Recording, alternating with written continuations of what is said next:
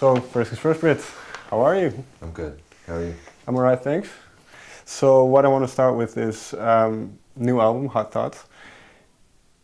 At the end of the touring cycle of They Want My Soul, where was the band and where were you in terms of your mindset of going forward? I felt good. I felt like we had done a pretty good record. I felt like having the band become a five-piece had been a great thing in terms of what we could do with the colors we could paint with, you know, and also in terms of what it could allowed me to do on stage. I could go do some songs where I just played, where I just sang, okay. You know, and that was cool because I could actually really focus on doing a good vocal. So it was a very liberating touring cycle in a way. It was, and I felt like we'd come a long way in it too. You know, like we started out sort of a little unsteady in terms of our live show, and even in terms of attendances. And then the longer we went, the better we got, the better the audiences got. It went real well.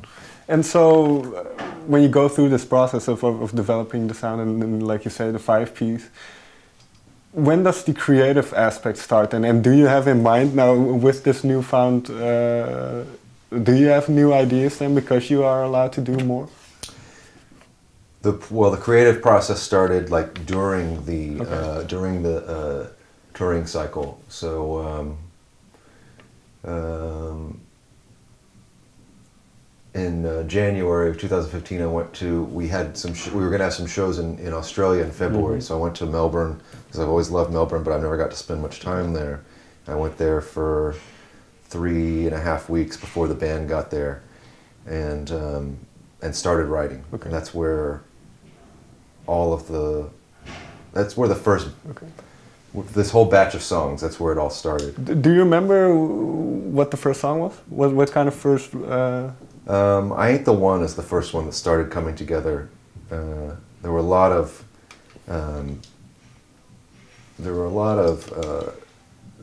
ideas that, you know, and sort of half songs and maybe even a couple of full songs that we discarded and we never ended up using. But of the ones that ended up being on the record, I Ain't the One was the first one.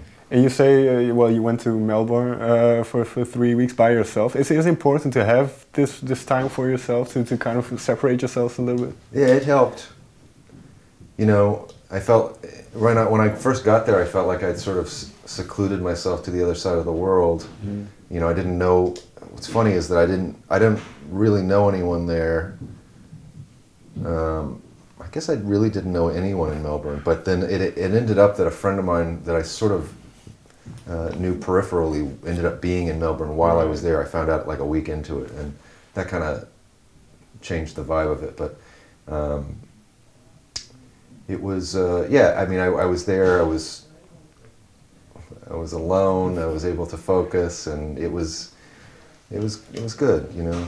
And you say I Ain't the One is one of the songs that kind of got made there. So do you remember what the initial spark was for that track? The original, the first kernel of an idea was I wanted to do a Johnny Cash type song. And so that's sort of where the lyric came from. It was a sort of like loner, bit of a tough guy kind of song, but maybe a vulnerable underneath it all type of tough guy. And it was written on acoustic guitar, and it existed pretty well that way. I made a little demo, but I never played that demo for Alex. I just the keyboard player in my band.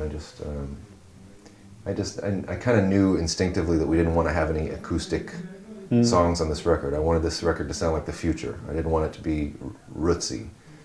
I like rootsy records, but I will make that another time. You know? How come? What made this record or this process so that you wanted to have that little bit more futuristic sound?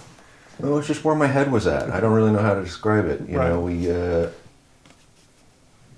I mean, there was it's just a general feeling. If anything, there was a song on our last record, one of the very last ones we did. It was called Inside Out, and ended up being my favorite song on the record, and I felt like that was sort of a world that it was a song with a heavy beat, slightly dancey, and no guitars. It was just a lot of keyboards, a lot of swirling keyboards, a lot of string sounds, and it was very cool. It was I always looked forward to it when we were doing shows, and I just kind of felt like it was new ground for us. So if anything, that was sort of the jumping off point. You know, so, sometimes the record before has one song that sort of leads you to the next one, and that was, if anything was it, that was it for this one. And with that in mind, do you then did the live shows, like you say, the being a 5-piece, did that have an influence on how the sound came together? Yeah, in that we had a new guy in the band who could really play, and before that, if a piano or keyboard part was going to go on our record, it meant that I had to be able to play it. Right. And my abilities are a little limited. You know, I could pick stuff out, but I'm not a great keys player. I've only played keys on stage a couple times, and only very briefly. But yeah, now that Alex was in the band, I felt like we were just kind of like we were less limited in terms of sounds we could make and performances we could do, you know, parts we could come up with. And was this already there in the creative process where you think about the live show, or of how songs, what ended up on the record will turn out, and how they No, I always just think just about the record. It's always record first.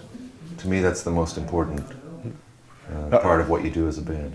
Are they very separate worlds for you? Yeah, it ends up being separate. In that very often, it hasn't always been the case, but very often we work on the form and the sound of the songs in the studio.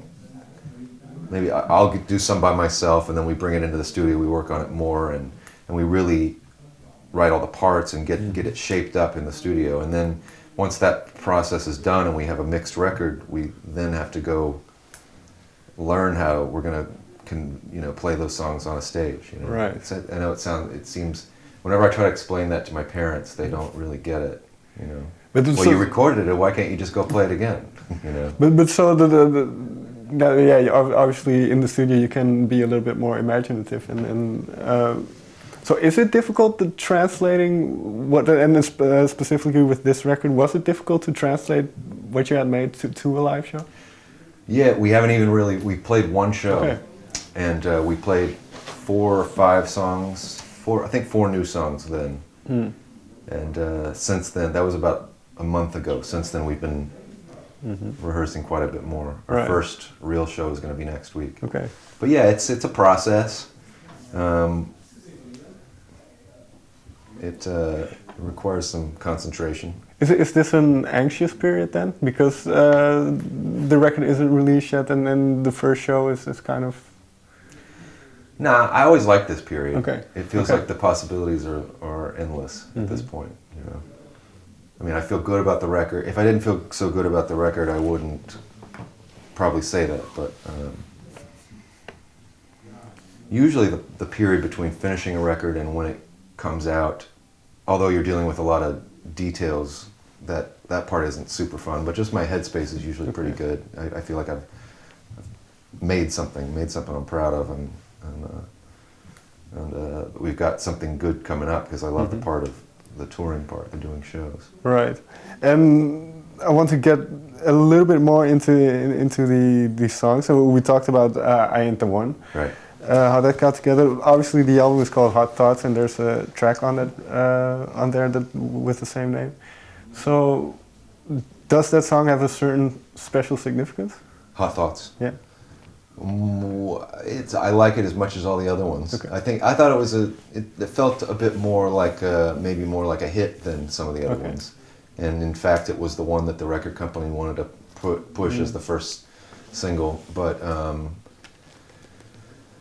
I wanted to make as we were sequencing the record and coming up with the artwork and all that stuff, I kind of decided I wanted to have one of those kind of records that starts off with the title track and sort of, which sets the stage for what the rest of the record's going to be like.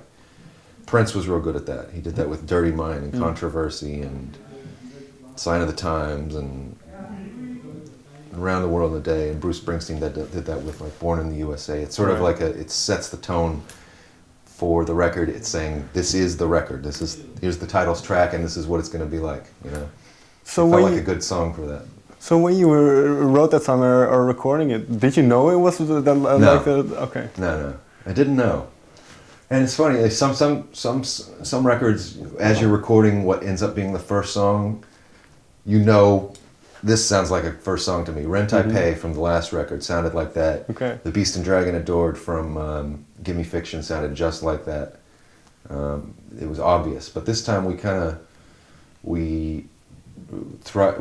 a bunch of different ways of a bunch of different sequences and different songs being first. Is that a difficult thing, like you say, because in this day and age, you also have things like streaming services, Spotify, where people don't listen to full albums anymore. So was it difficult to get a good sequence, and do you want people to listen from beginning to end? Yeah, I recommend that they do. I think most bands that make albums, and that's most bands, do think of the album as a piece of work, you know, and yeah, some people may not listen to it that way, and that's their choice. But I feel like if you really want to get into what a band is about, listen to the album. And if you want to see what the band is capable of, listen to the album. That's going to be the document that lasts for a long time. And in that sense, I suppose it is that it is a reflection of the time you were in at a certain period of time. So Hot Thoughts, what does that mean to you? What do you think? Well, I don't know. It's probably what you're thinking. But you know, it's a. But is it a reflection of what you are going through?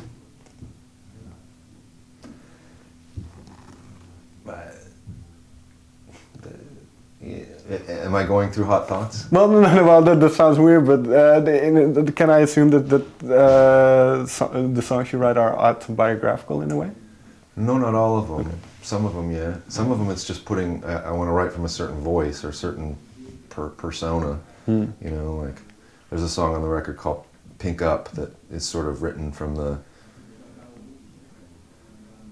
if I think about it, it's probably written from the point of view of a sort of societal menace. You know, it's not the same person that is speaking in the song after it. You know, and it's not one that I don't think I've written from that point of view before. But it's fun to. It's a new thing you can do. You know, it's a way to keep things interesting and to keep from. And to cover new ground is to speak, you know, right from someone else's point of view. And is this something you've just recently started doing? No, I've always. Okay. I don't know about always, but I don't do it as often as I could, but every now and then, yeah, I do that. Finally, then. Because like you say, that you do want people to enjoy it as a full album. So this is maybe a little bit vague, but what do you want people to take away from it? To take away after having listened to it? If someone was going to listen to the whole album from beginning to end, you know, I would want them to feel like they've gone on a little bit, you know, this sounds... No, I'll go ahead and say it. I like they've gone on a bit of a journey, you know, and... something that you know, you can exist in this world for a little while. I mean, that might sound grandiose, but you know, we take this shit really seriously. Right. We put a lot of time into the songs, and we put a lot of time into the recording, and now we're putting a lot of time into the show, and this album and the artwork and the sequencing of it, and none of it is done without consideration. And so I feel like, you know, my favorite artists do that. And it's like you get to experience their trip, and you put your headphones on and listen to someone's album that you really that really speaks to you, and that's a moment. I want them to have a moment. Very last question then, when was the last time you had a moment like this? Maybe an album you put on? Or? An album that I put on. Let's see, I didn't listen to any music on the way over here, but